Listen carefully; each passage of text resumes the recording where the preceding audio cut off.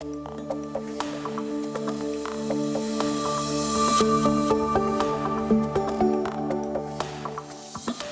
mentioned from Conrad Hilton, and somehow they lost it, and you arrived. How does a company lose that? I mean, it's like, here's what I'd say. It's like, you're king of the hill. I mean, it's just time.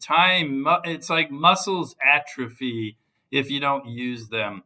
And we just didn't for decades use those muscles. So in the beginning, you think about it, there was this noble cause and we were like this upstart and, we were growing all around the world. What people forget today, certainly young people, we invented the business as you know it. Like, we're the first one to do a full service hotel. Like somebody had to figure out, like, you put meeting space in a restaurant and rooms. Like we were the first people to do an airport hotel. We're the first people to have a reservation system, a loyalty system. We invented the pina colada and the brownie, for crying out loud, right? So, I mean, but then I think you get on top of that hill. Okay, and leaders change, and our founders shifted out, and you have different leaders that have a different set of sensibilities. And I think, you were the pioneer, you were sort of leader. And I think it's easy to start taking it for granted and taking the culture for granted because, it was powerful and it was there and it was such a big driver, which I think is the lesson in all of this, right? Which I say to my team all the time. I say the greatest thing I am proud of, I already told you, the great place to work being number one, which is incredibly hard to do, particularly in a service industry. We knocked off Salesforce as an example, who was on the top of the list. But I say it's also the biggest risk we have.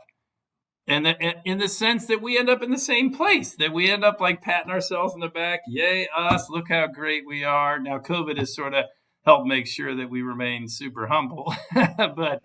But that is the risk. I think when you're on top, it's like you're top of the hill, everybody wants to knock you off. When you're on the top of the hill, I think it's easy, to get too comfortable and not invest in it. And a culture is a living, breathing thing and changing, and the times are changing, and the sensibilities. It's just a combination of, sort of the sensibilities of the people of the company, and generationally those sensibilities can change radically, right? Think about what's going on in the last 2 or 3 years in the U.S. alone on the social issues and ESG issues broadly here and around the world. I mean, the sensibilities of what our people care about and culturally we have to focus on have changed. So we have to change with it. So I think the lesson is, like, never let up. The lesson is, like, you never let up on driving top line. If you run a business well, you never let up on being disciplined on costs. You never let up on like driving unit growth, all those fun things that we all like to talk about and the metrics that investors focus on.